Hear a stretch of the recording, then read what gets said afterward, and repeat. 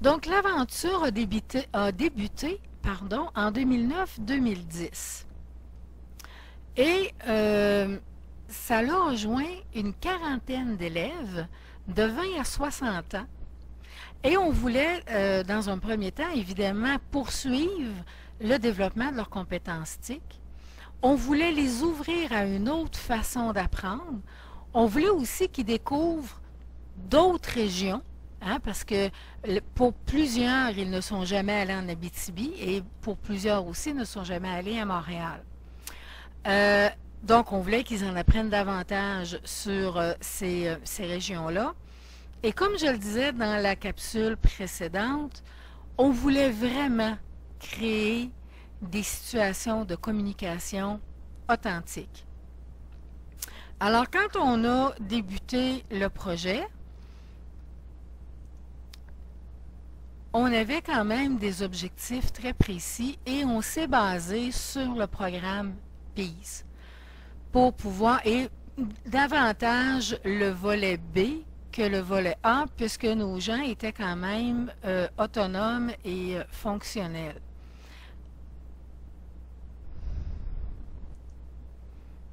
Donc, les intentions éducatives, comme vous avez vu, c'était de vivre des situations authentiques, mais on voulait aussi qu'ils puissent transférer les compétences préalablement développées en milieu de formation dans un contexte réel. On voulait les initier à de nouveaux outils TIC, donc prise de photos numériques, création de photorécits, participation à des sessions de visioconférence, le courrier, la navigation sur le web, et on en est venu même avec aussi Audacity, puisqu'on a fait un projet de balado-diffusion. Et on voulait qu'ils s'ouvrent sur d'autres réalités et d'autres régions. Donc, on a commencé d'abord par une phase de préparation où on a formé les élèves. Il a fallu leur montrer vraiment comment fonctionnait la visio, leur monter vraiment des petits procéduriers ou je dirais des cartes de rappel quand on rentre au laboratoire, qu'est-ce qu'on fait, étape 1, étape 2, étape 3, jusqu'à temps qu'ils arrivent dans la rencontre VIA, pour finalement vivre le projet sur 16 rencontres d'1 heure à raison de 2 fois par semaine. Donc, c'était quand même beaucoup. Et on a choisi les habilités, comme je vous ai dit, du programme PEACE. Alors, on a choisi les habilités d'abord prérequises au projet. Donc, il fallait que les élèves puissent acquérir des habiletés de communication qui leur permettent d'interagir socialement. Donc, on se disait, est-ce qu'ils sont capables de tenir une conversation de 3, 4, 5 minutes? Et on voulait amener aussi l'autonomie fonctionnelle, c'est-à-dire être capable d'informer la personne avec qui ils étaient jumelés dans une situation de communication utilitaire et être capable aussi de partager ses opinions et ses sentiments.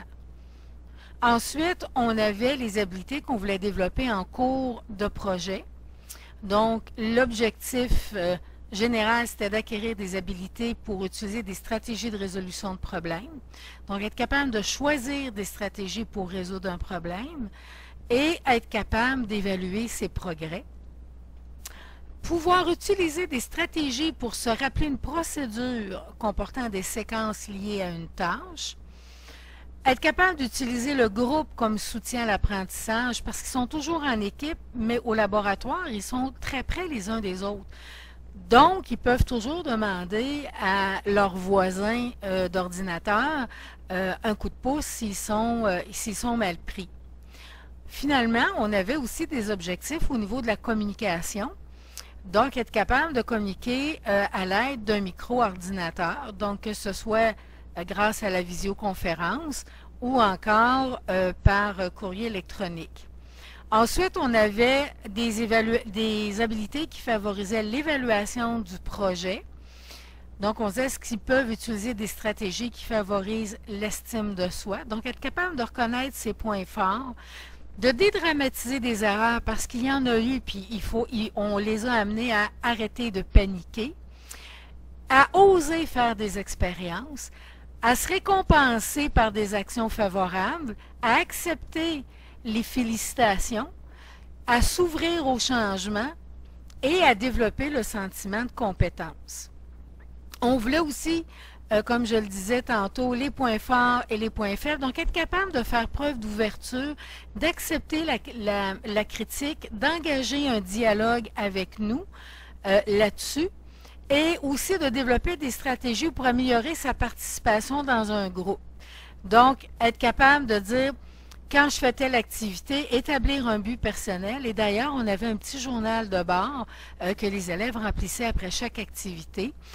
Apporter son aide à autrui, prendre part à un processus de décision quand on travaille en équipe puis qu'on a des décisions à prendre. On voulait que chaque personne prenne part entièrement à la décision qui était prise, puis situer son rôle dans le groupe. Est-ce que je suis le leader de l'équipe? Est-ce que c'est moi qui est le secrétaire? Est-ce que c'est moi qui est le gardien du temps? Etc.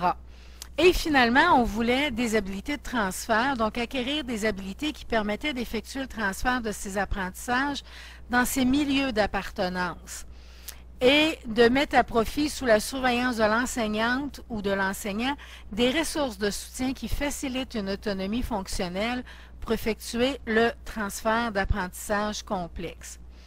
Alors, c'était ça nos grands objectifs visés pour ce projet-là durant la première année et un peu aussi la deuxième année.